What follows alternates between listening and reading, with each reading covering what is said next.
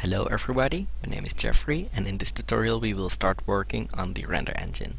So first I'll explain how rendering and frame buffers work. So first of all, what is frame buffer? Well, a frame buffer is basically an image which is stored somewhere on the computer, and the window will use that frame buffer to show the image onto the screen.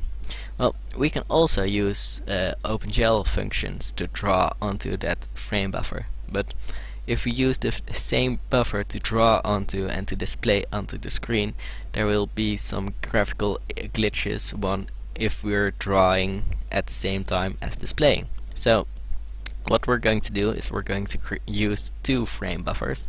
That's already default, so we don't have to type anything in to do that, and we're going to use one buffer to display onto the screen and one to draw. Then once we are done drawing, we can tell the window to swap the buffers so that the window will display the buffer we just created, and we can draw onto the old one. Well, that's basically how rendering works. So yeah, we're going to create a class for the render engine in this tutorial, but first we'll have to add 2 lines of code to our previous code. So first of all, in the window class, at the end of the constructor, type glfw make context current window, and in here type gl context.create from current, and that's it. Now we can start working on our render engine. So create a new class in the graphics package and call it master renderer. This class is going to have a constructor, so public master renderer. We're not going to take anything in for now, but that's okay. A public void render method, a method private void prepare.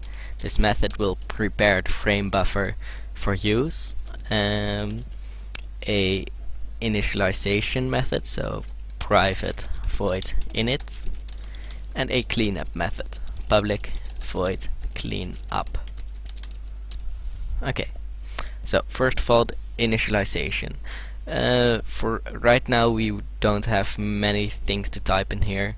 For now we'll just type gl enable gl depth test, which makes it able to for OpenGL to sort out if objects are in front of each other, one is behind another, and we'll have to import this variable. So import static arg.lightweight.opengl.gl11.star.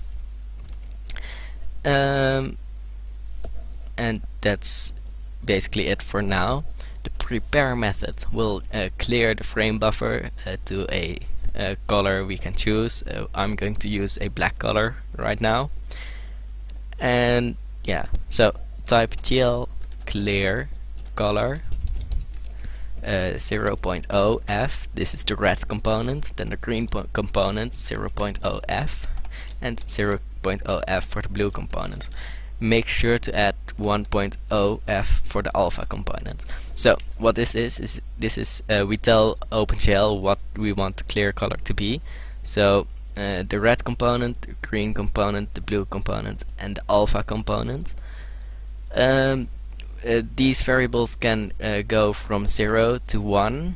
0 will mean that there won't be any of that color in the clear color, and 1 will mean that we want to use we want to use that color at full intensity.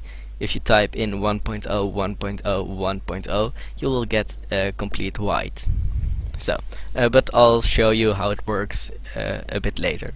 So then type gl clear, and we want to clear gl color buffer bit and gl depth buffer bit. and that's the prepare method.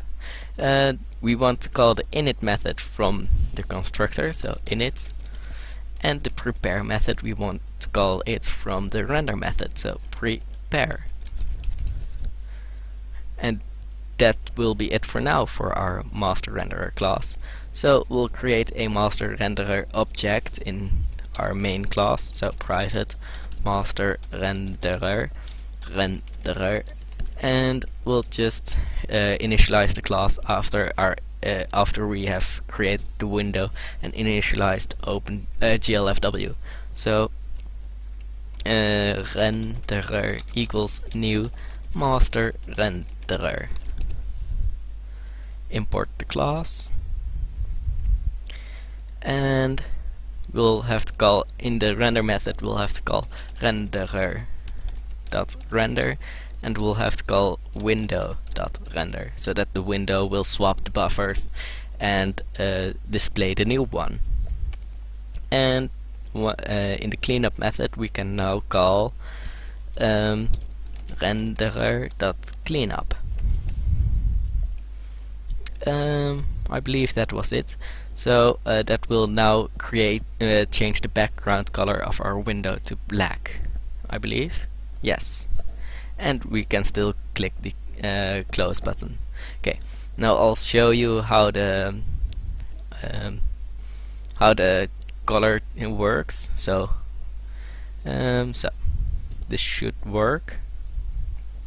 Okay. And master renderer class. I've clicked on this debug button so that we can change things live.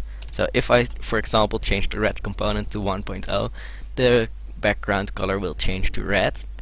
Then if I add 1.1 to the green component, it will change to yellow, and the blue component, and the background color is now white. So you can play with this a bit if you like. But yeah, that's it for this tutorial, so I hope I see you in the next one. Bye.